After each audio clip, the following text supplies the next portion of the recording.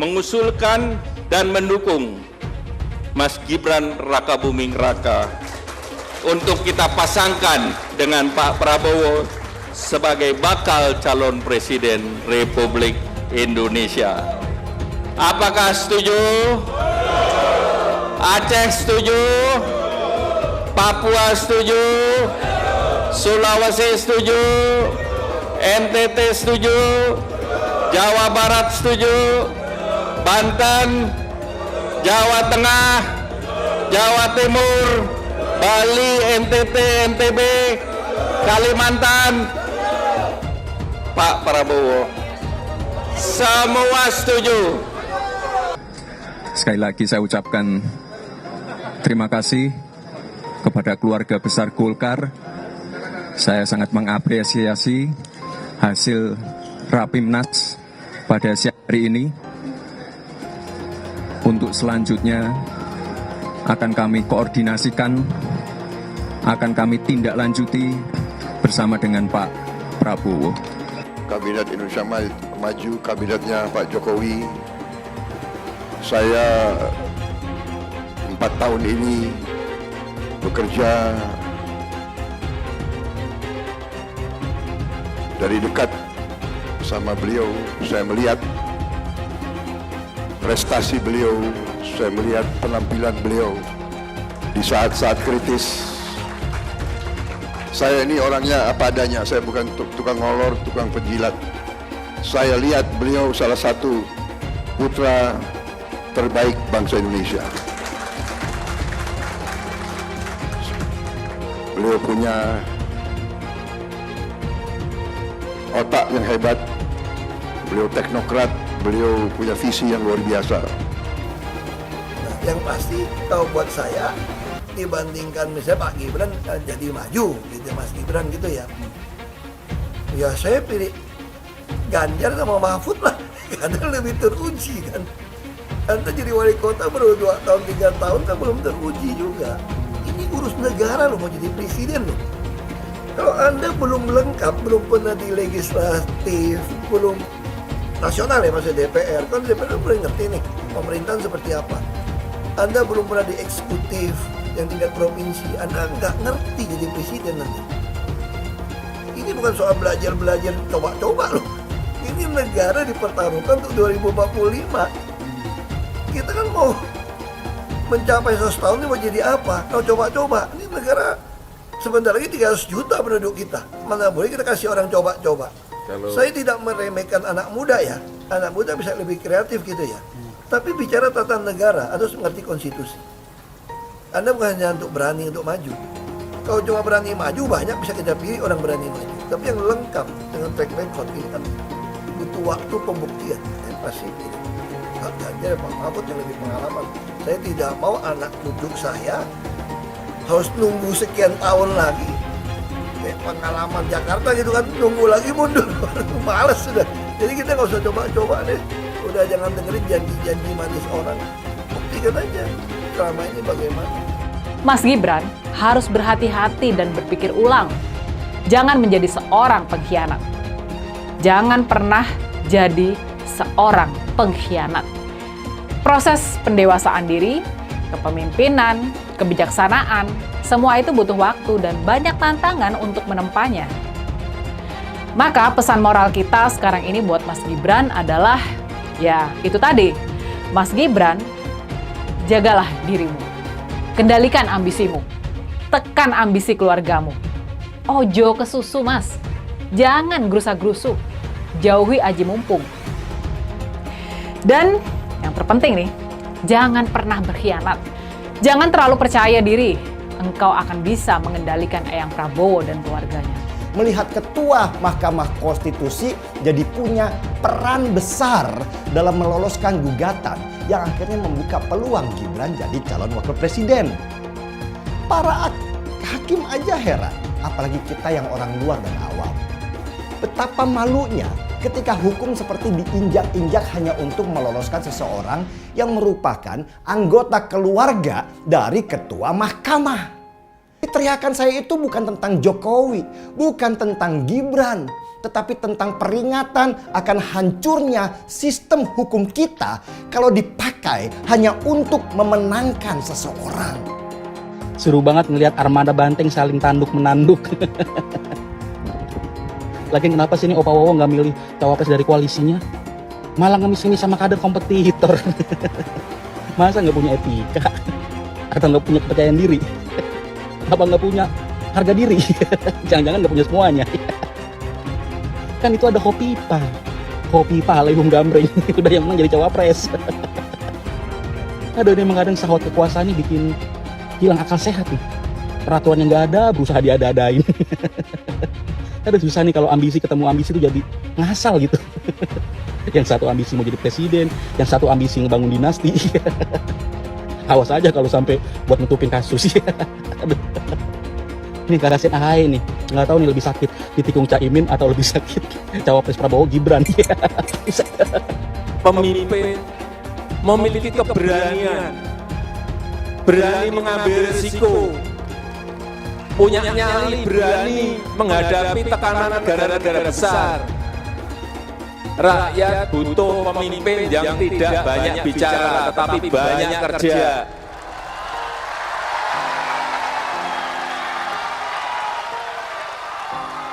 Yang mau bekerja untuk rakyatnya, yang mau bekerja untuk bangsanya, yang mau bekerja untuk negaranya. Kita membutuhkan sekali lagi pemimpin yang punya nyali besar. Karena tantangan yang kita hadapi semakin kompleks. Dan ingat, pemimpin kita, presiden kita ini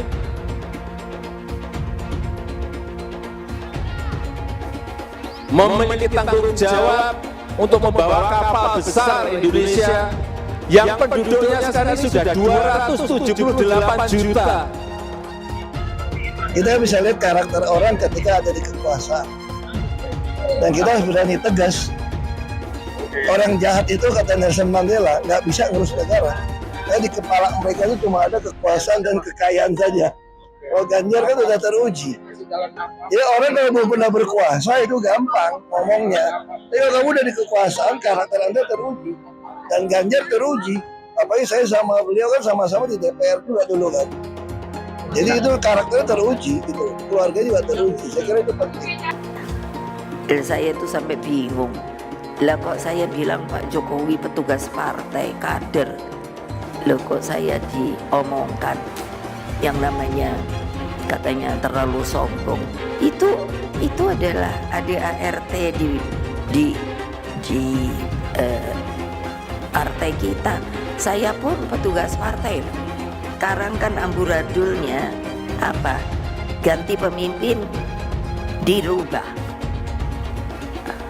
dengan enaknya.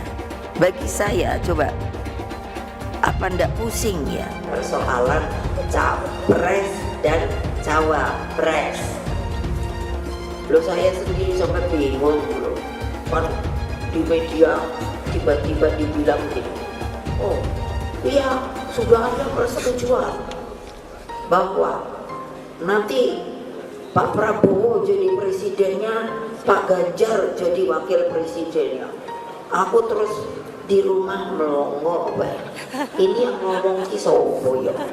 Lah aku kok ketua umumnya malah nggak ngerti. Coba terus nggak usah didengerin. Lebih setuju lagi apa yang disampaikan calon presiden Pak Ganjar Pranowo. Tadi saya bisik-bisik ke beliau, Pak, nanti habis dilantik, besoknya langsung masuk ke kedaulatan pangan. Nggak usah lama-lama. Perencanaannya disiapkan sekarang, begitu dilantik besok langsung masuk ke kerja kedaulatan pangan. Sehingga swasembada pangan, ketahanan pangan, kedaulatan pangan itu betul-betul kita miliki. Dan saya yakin Pak Ganjar mampu menyelesaikan ini. Ya kita jujur aja ngomong, kalau Anda mau jadi presiden dan wakil presiden, nah kalau tanya sama saya, kamu mau jadi politisi, mau jadi apa sih? Ya kalau nggak beres negara ini ya saya mau jadi presiden. Karena cuma jadi presiden bisa cepat membereskan itu. Coba lihat kayak di DKI, kok nggak ada Ahok, nggak ada demo. Kalau Ahok nggak nyalon kan nggak ada masalah kemarin. Coba kalau ada Ahok, jadi Ahok itu adalah orang yang tidak boleh di politik karena dia membuat bangsa ini tidak bisa bersatu. Itu terbalik-balik. Yang pengen pecahin orang siapa? Kok saya yang dituduh? Ini bagi saya itu aneh gitu loh. Tapi itu fakta. Nah, makanya saya tetap ada di PDI Perjuangan karena satu-satu partai yang tetap mencalonkan saya di DKI dengan ancaman macam-macam hanya PDI Perjuangan. Kata Ibu Mega, mau jadi apa bangsa ini kalau kamu Pak Ahok yang bisa kerja, yang jujur, tidak boleh mencalonkan diri?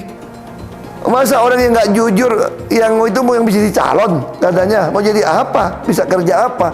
Makanya saya pribadi ya putuskan ya ikut Ibu Megawati PDI Perjuangan. Saya itu dia bisa berani terang-terangan. Kalau di DKI dulu saya sudah mundur, dianggap bikin kacau, bisa bikin demo. Ini sesuatu yang aneh menurut saya gitu loh. Nah, Ibu Mega nggak boleh mundur, harus maju. Mau jadi apa bangsa ini katanya? Kalau kamu ditekan untuk mundur. Nah itu yang saya sampaikan. Bilang dihalang-halangi, Anies masih sering bikin acara di sana-sini. Bebas pula. Duh, nggak capek apa ngibulin rakyat mulu, Pak? Nah, yang gue pertanyakan nih, Anies itu kampanye di mana-mana sering naik pesawat jet. Nah, pesawat jet biaya sewanya dari mana, Pak? Atau itu pesawat jetnya siapa, Pak? Coba jujur deh. Karena setahu gue nih, itu punya bos Anda, Surya Paloh. Anies bicara soal pendidikan. Padahal waktu dia di Jakarta, dia sendiri nggak mampu buat memberikan bangku sekolah yang cukup waktu mimpin di Jakarta.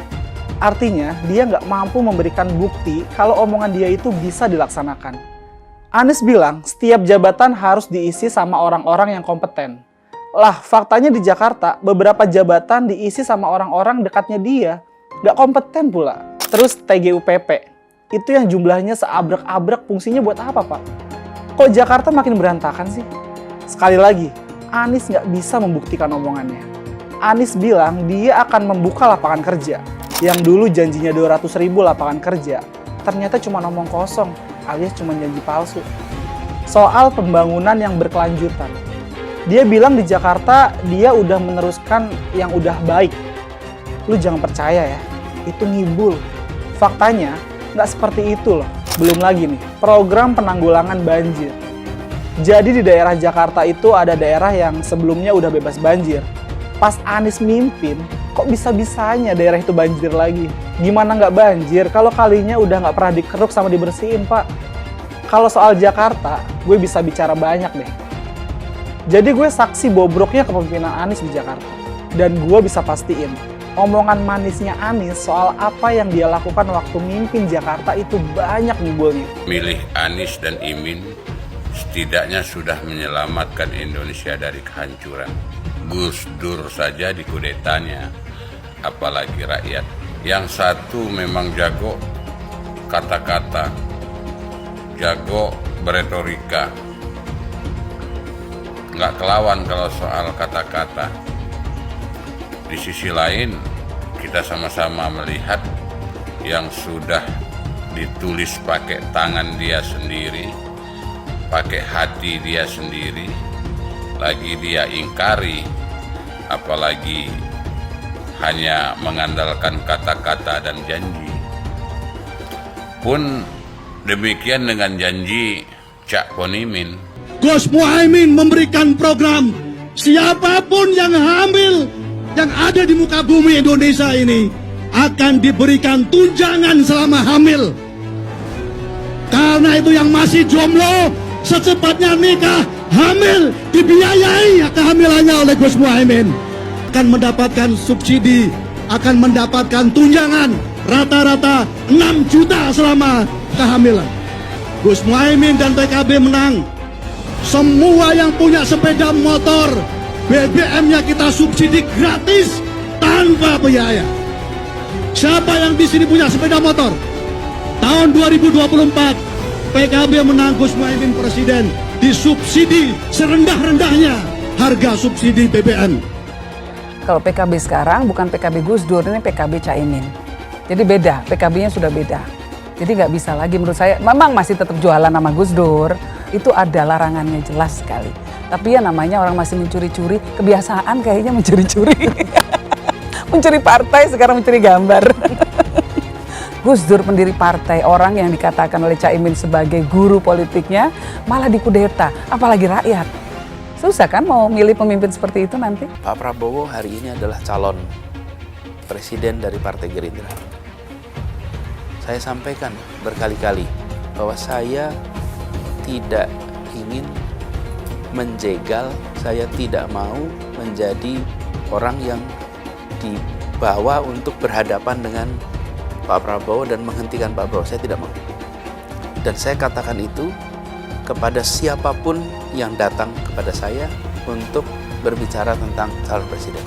Yang nanti anak saya dan anak-anak saya akan ingat itu.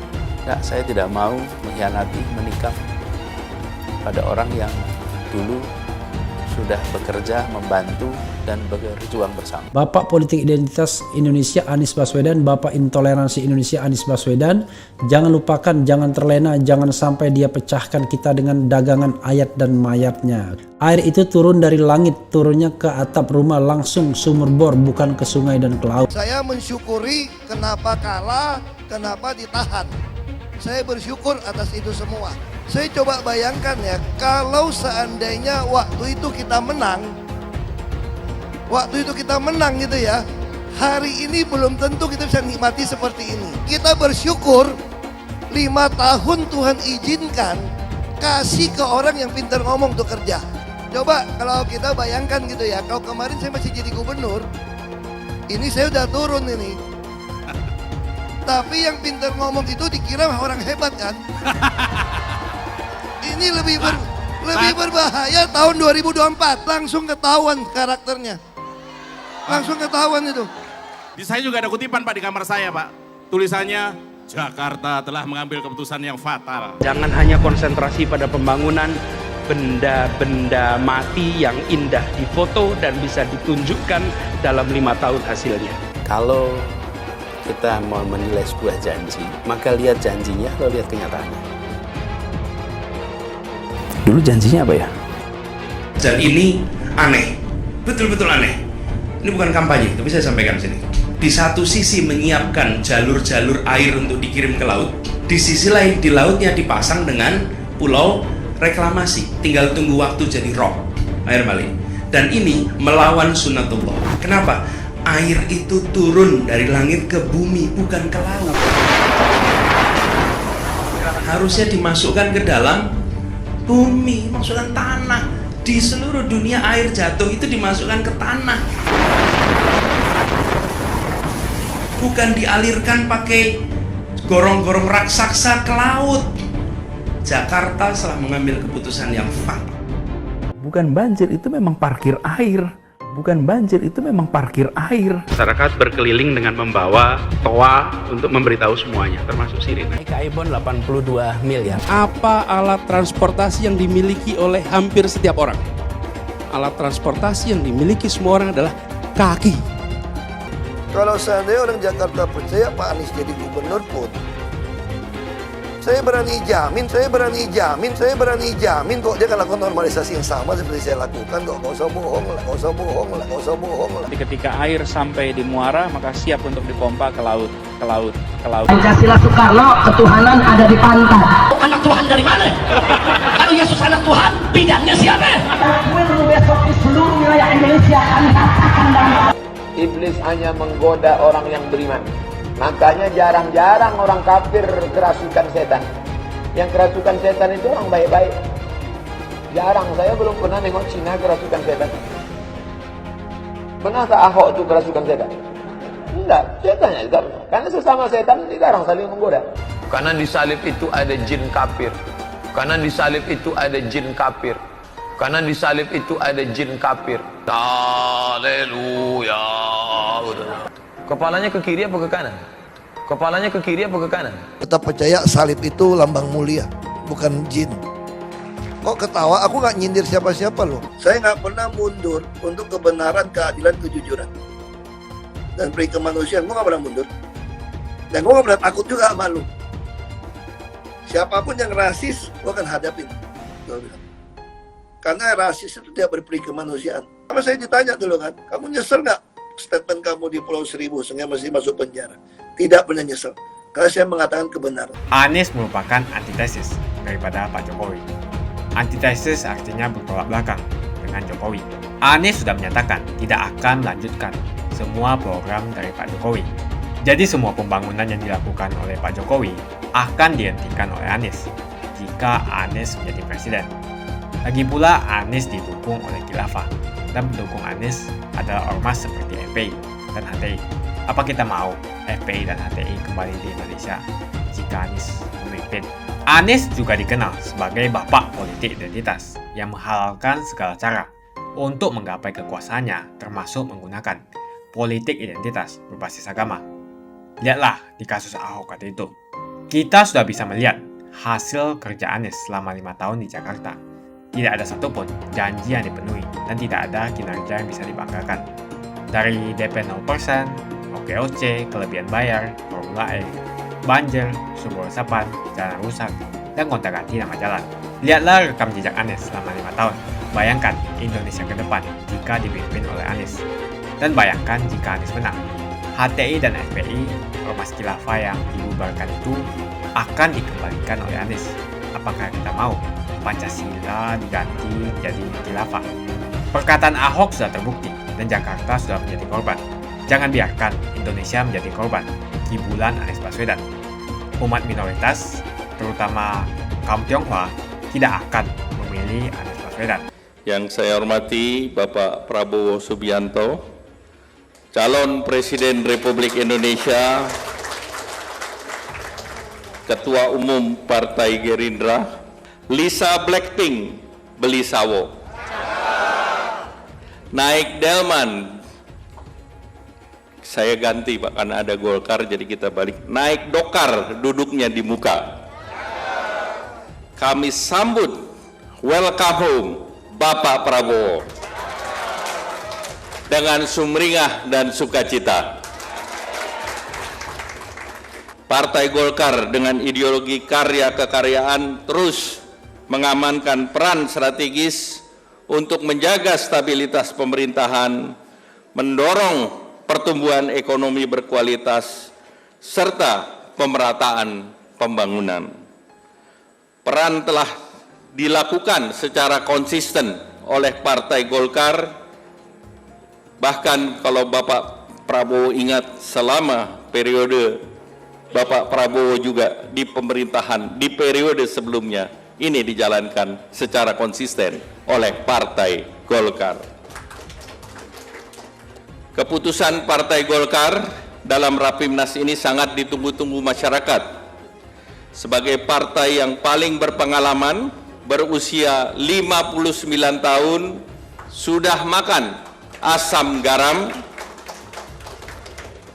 kebijakan-kebijakan strategis diambil berbagai pertimbangan yang matang dan mengedepankan apa yang selalu Bapak Prabowo sampaikan. Bagi Partai Golkar, kepentingan bangsa dan negara adalah kepentingan yang utama dan terutama. Saat ini tantangan masih banyak. Masih ada geopolitik di Eropa dan Hamas Palestina. Masih ada menguatnya US dollar. Masih ada tantangan pangan. Masih ada tantangan pupuk. Masih ada tantangan energi. Dan ini membutuhkan kepemimpinan yang kuat. Dan Partai Golkar percaya bahwa calon presiden yang diusung oleh Partai Golkar, Bapak Prabowo Subianto, mampu dan berani untuk mengambil keputusan-keputusan dalam 1-2 bulan, insya Allah sesudah dilantik. Partai Golkar berperan dalam setiap fase pemerintahan di negara kita. Oleh karena itu, Partai Golkar hadir dalam setiap krisis yang dihadapi bangsa kita. Kemarin Bapak Prabowo menyampaikan bahwa krisis yang dihadapi adalah pada saat Pancasila, Undang-Undang Dasar, NKRI sedang terancam. Partai Golkar hadir dalam reformasi. Dengan Bapak Presiden Joko Widodo, seluruh tantangan ini bisa dihadapi dan diselesaikan. Saya akan bertanya kepada seluruh peserta Rapimnas, apakah saudara-saudara peserta Rapimnas setuju bahwa Bapak Prabowo Subianto kita dukung menjadi calon presiden dan kita perjuangkan dari Partai Golkar? Setuju? Karena setuju, izinkan saya ketok. Setuju? Partai Golkar konsisten mengawal kebijakan Bapak Presiden Joko Widodo dan bertekad untuk melanjutkan kebijakan yang telah dimulai dan dilaksanakan oleh Bapak Presiden Joko Widodo. Kita teruskan pembangunan infrastruktur, kebijakan hilirisasi, peningkatan SDM, dan lainnya. Rapimnas Partai Golkar sangat istimewa karena dihadiri langsung oleh calon Presiden Republik Indonesia, Bapak Haji Prabowo Subianto. Bagi keluarga besar Partai Golkar, Pak Prabowo tidaklah asing. Pak Prabowo merupakan seorang pemimpin yang lahir dari rahim Partai Golkar. Oleh karenanya, beliau hebat karena lahir dari partai politik yang hebat pula. Oleh karena itu, setelah mencermati dengan seksama dan pertimbangan, mengedepankan kepentingan lebih besar untuk bangsa dan negara, menjaga stabilitas politik, pertumbuhan ekonomi, pemerataan, dan berdasarkan hasil pertemuan dengan para ketua DPD tadi malam, Pak, kami rapat cukup lama, cukup hangat, tapi semuanya konsensus mengusulkan, saya tanya dulu, mengusulkan dan mendukung Mas Gibran Rakabuming Raka untuk kita pasangkan dengan Pak Prabowo sebagai bakal calon Presiden Republik Indonesia. Apakah setuju? Aceh setuju? Papua setuju? Sulawesi setuju? NTT setuju? Jawa Barat setuju? Banten, Jawa Tengah, Jawa Timur, Bali, NTT, NTB, Kalimantan, Pak Prabowo, semua setuju. Kenapa Partai Golkar berpikir anak muda, Pak? Kita punya sejarah. Contohnya, Sultan Syahrir menjadi Perdana Menteri pertama sejak Indonesia diproklamirkan oleh Soekarno-Hatta. Umur Sultan Syahrir 36 tahun. Dan Sultan Syahrir adalah kepala eksekutif ataupun kepala pemerintahan. Jadi kalau Sultan Syahrir bisa, maka saya yakin under 40 tahun anak muda kita juga siap mendampingi Bapak Prabowo Subianto. Sultan Syahrir dianggap sukses bersama Soekarno-Hatta yang juga pada waktu itu muda juga, Pak. Waktu itu under 40 juga, Pak. Kenapa Golkar suka under 40? Karena dimulai 40 itu dimulai dengan angka 4 dan Partai Golkar nomor 4. Bagi Partai Golkar hanya ada dua definisi anggota dan aktivis partai. Satu under 40, yang kedua 40++.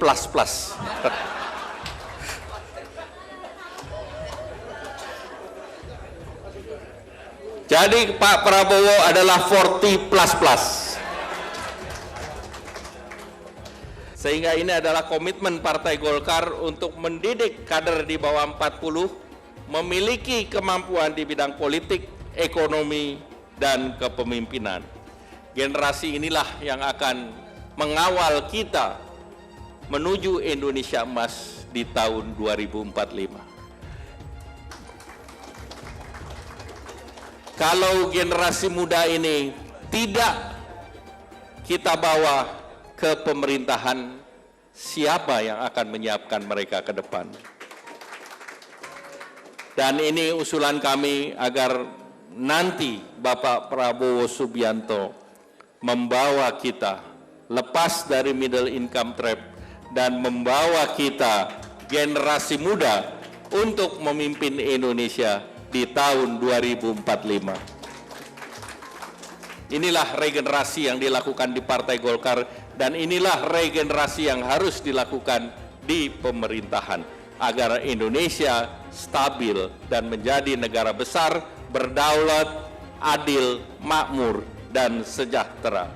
Dulu Anies bisa menang karena menggunakan agama dan etnis. Isu agama, ras, dan antar golongan dinikmati oleh relawan Anies. Saat itu Anies didukung oleh FPI, HTI, dan pengasong khilafah lainnya. Pada akhirnya Ahok harus kalah, namun kekalahan dia adalah kekalahan yang membuka mata rakyat Indonesia bahwa masih ada orang-orang yang menang dengan cara menggunakan politisasi agama atau politik identitas berbasis agama. Ternyata banyak sekali orang yang dengan mudah terhasut lewat jalan-jalan seperti itu. Relawan Anies terutama dari FPI, HTI, PA212 seperti Bahar Smith dan Rizik Syihab selalu menghujat Cina, etnis Cina. Tapi saat ini negara Cina sudah menjadi nomor 1 di dunia. Saya bangga sebagai Cina. Etnis Tionghoa dicap sebagai pemberontak, sedangkan etnis Arab dianggap sebagai Tuhan atau tuan dari pribumi. Etnis Arab dipuja-puja dan dianggap sebagai dewa. Lihat saja Rizik Syihab dan Bahar Smith dipuja-puja, padahal mereka mengujar kebencian. Pengasong khilafah seperti Rizik Syihab, Bahar Smith, dan teman-teman, mereka hanya buat gaduh di Indonesia. Sedangkan negara yang mereka sanjung-sanjung itu, Arab Yaman, masih belum maju dan masih terbelakang. Saya percaya Indonesia dengan mayoritas pribumi juga akan menjadi negara maju. Seharusnya Arab Yaman belajar dari negeri Cina, seperti kata kitab suci. Belajarlah sampai ke negeri Cina. Anies dan juga pendukung Anies, seperti Rizik Syihab, Bahar Smith, dan kelompok-kelompok HTI dan FPI, harus belajar ke negeri Cina, supaya tidak lagi melakukan kelebihan bayar. Yang jelas saya memilih pribumi, bukan yang dari Yaman. Ganjar jelas pribumi, nasionalis, dan pasti akan melanjutkan visi dan misi dari Pak Jokowi. Suara Ahok merepresentasi warga minoritas, dan etnis Tionghoa mendukung Ganjar Pranowo. Ahok pasti akan mendukung Ganjar, karena Ahok anti radikalisme. Ahok yang jelas tidak akan mendukung Anies Baswedan, karena Anies Baswedan didukung oleh kelompok khilafah, HTI, dan FPI, ormas terlarang itu. Anies merupakan antitesis daripada Pak Jokowi, dan diragukan kenasionalisannya, apalagi pribumiannya. Antitesis artinya bertolak belakang dengan Jokowi. Anies sudah menyatakan tidak akan melanjutkan semua program dari Pak Jokowi. Jadi semua pembangunan yang dilakukan oleh Pak Jokowi akan dihentikan oleh Anies jika Anies menjadi presiden. Lagi pula Anies didukung oleh khilafah, dan pendukung Anies adalah ormas seperti FPI dan HTI. Apa kita mau FPI dan HTI kembali di Indonesia jika Anies memimpin? Anies juga dikenal sebagai bapak politik identitas yang menghalalkan segala cara untuk menggapai kekuasaannya, termasuk menggunakan politik identitas berbasis agama. Lihatlah di kasus Ahok kali itu. Kita sudah bisa melihat hasil kerja Anies selama 5 tahun di Jakarta. Tidak ada satupun janji yang dipenuhi dan tidak ada kinerja yang bisa dibanggakan. Dari DP 0%, OKOC, kelebihan bayar, Formula E, banjir, sumber resapan, jalan rusak, dan gonta-ganti nama jalan. Lihatlah rekam jejak Anies selama 5 tahun. Bayangkan Indonesia ke depan jika dipimpin oleh Anies. Dan bayangkan jika Anies menang. HTI dan FPI, ormas khilafah yang dibubarkan itu, akan dikembalikan oleh Anies. Apakah kita mau Pancasila diganti menjadi khilafah? Bagian Indonesia Timur yang mayoritas non-muslim seperti Bali tidak akan setuju dengan khilafah atau sistem khilafah. Mungkin Indonesia akan bubar jika Anies menjadi presiden. Perkataan Ahok sudah terbukti dan Jakarta sudah menjadi korban. Jangan biarkan Indonesia menjadi korban kibulan Anies Baswedan. Umat minoritas, terutama kaum Tionghoa, tidak akan memilih Anies Baswedan. Saya yakin karma Ahok mengejar Anies Baswedan.